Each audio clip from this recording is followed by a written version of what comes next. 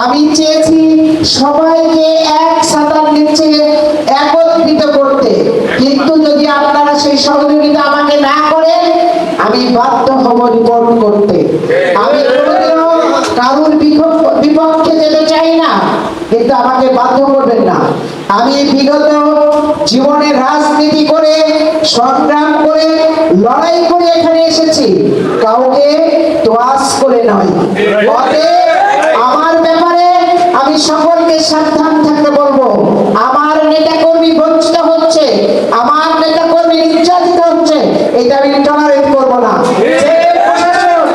আপনাদেরকে এই নির্যাতনের হুমকি দিচ্ছে, যে প্রশাসন আপনাদেরকে পাত্তা দিচ্ছে না, তার উদ্দেশ্যে আমি বলতে চাই, এই কুমারখালী খুব সাথে যদি থাকতে হয় তাহলে এখানে বিএনপির নেতা কর্মীদের সাথে কাজ করতে হবে।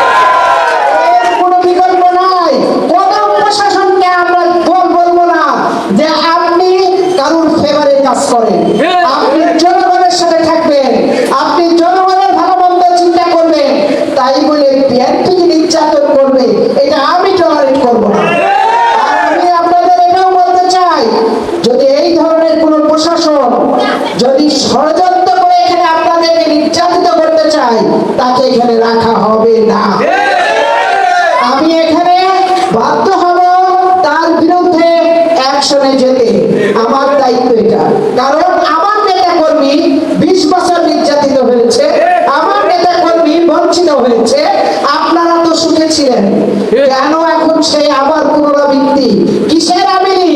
আমিলি তো ব্যান্ড, সেই আমিলিকে কেন সাথে, সেই আমিলিকে কেন মাথায় দিলে আপনারা নাচবে? এটা হতে দিব না। আর বিরোধী দল, তারা আমরা কি বিরোধী দলে ছিলাম না? আমরা রাজনীতি করার স্পেস পাইনি। আর এখন আপনারা সুখে শান্তিতে বাচ্চা কাচ্চা নিয়ে ঘরে ঘুমাচ্ছেন, এটাই তো বেশি। আবার কিসের ভাগ চান, কিসের মাথায় উঠতে চান? একদম সোজা রাস্তায় হাঁটেন, আরামে থাকেন, কোনো সমস্যা নাই। আপনারা আমাদের নেতা কর্মীর দিকে পাকা চোখে তাকালে আপনাদের খবর আছে, এটা মানা হবে না। কোনোভাবেই আমি এটা বরদাস্ত করবো না। আমি এখানে এসেছি আমার নেতা কর্মীর পাশে দাঁড়াতে, আমি এখানে এসেছি আমি তাদের নিয়ে কাজ করতে। একই ছাতার তলায় আমার নেতা কর্মীকে আসতে হবে, আমি বাধ্য করব। আমি এখানে কারুর দলকে আমি কোনো পূজা করতে আসিনি, আমি এখানে সবাইকে একসাথে করে আমি এখানে কাজ করব।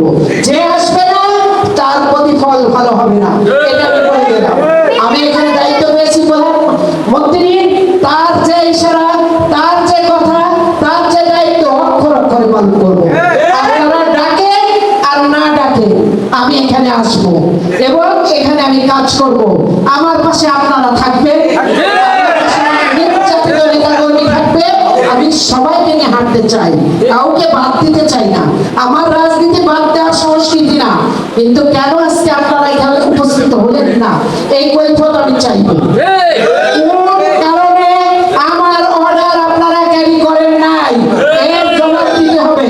আমি বলেছি আমি ডাক বাংলায় যাব, 2 দিন আগে থেকে আমি বলতেছি, এ বলে খবর পাই নাই, ও বলে খবর পাই নাই, এইসব ক্রান্তিবাদী আমার সাথে চলবে না। আমি তার বিরুদ্ধে অ্যাকশন নেব।